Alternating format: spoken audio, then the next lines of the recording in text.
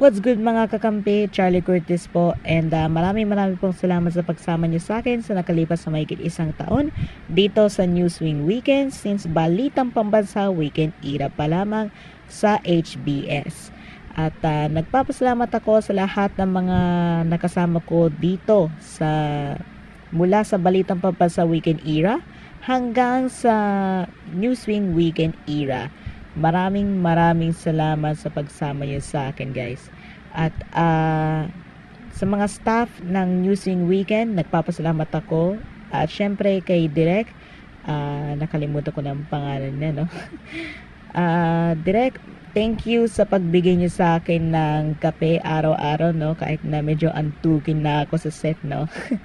At sa big boss din po ng Mira Media na sina unang-una si Ashanti Miralles as President and CEO, at Dave Pini Miralles as Chairman of Mira Media Group. Mga boss, thank you.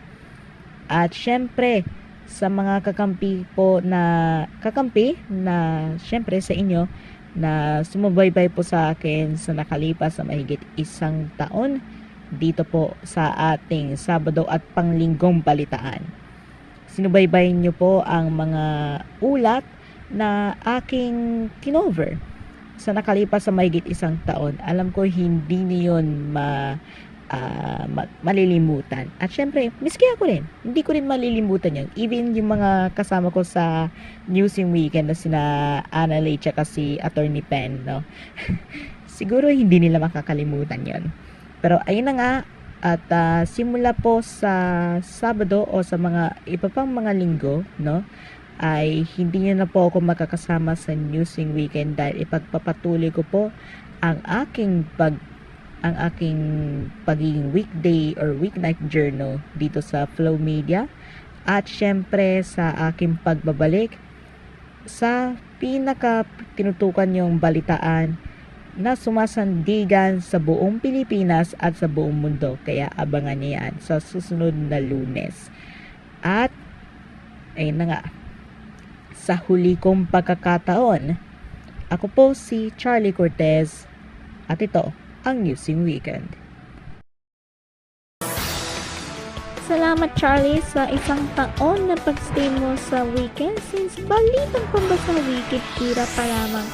At balita ko mga kakampi na babalik daw siya sa Sandigan Pilipinas this coming Monday, no? And yun lang ang hindi ko mako-confirm sa ngayon. Tanging yung asawa lang niya makakaalam nito. Well, anyways, mga kakampi, ipagpapatuloy pa rin ni Charlie ang kanyang pagtatrabaho bilang journal in the coming weeks or so, no? At yun.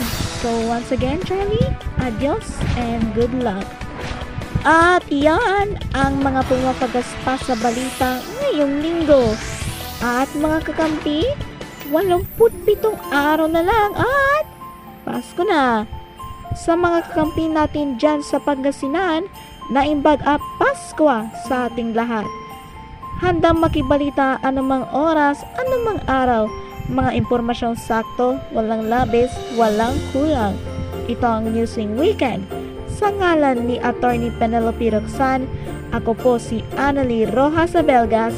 Maraming salamat at magandang gabi, Pilipinas!